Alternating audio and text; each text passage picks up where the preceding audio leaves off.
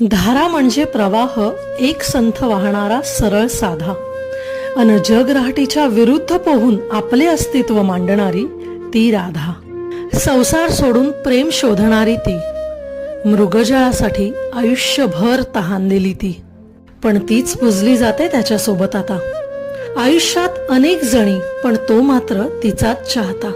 त्यांच्या उदात्त प्रेमाचे दाखले मिळतील ह्या जगी वेळोवेळी, पण हे हक्काचं प्रेम, हा मान सन्मान मिळाला असेल का हो तिला त्याही वेळी? असं म्हणतात तो आलाही परतून तिला भेटावयास तिच्या शेवटच्या क्षणी. अवघ्या आयुष्याची परखड झाली तिच्या या एका क्षणापायी. कठीण आहे कुणाची तरी राधा बनून या कलियुगात राहणं, परतून न येणाऱ्या सख्याची वाट पाहत राहणं. आता तो एकनिष्ठ कृष्ण तरी उरलाय कुठे, ज्याच्यासाठी चंदनापरी आयुष्य झिजवत राहणं.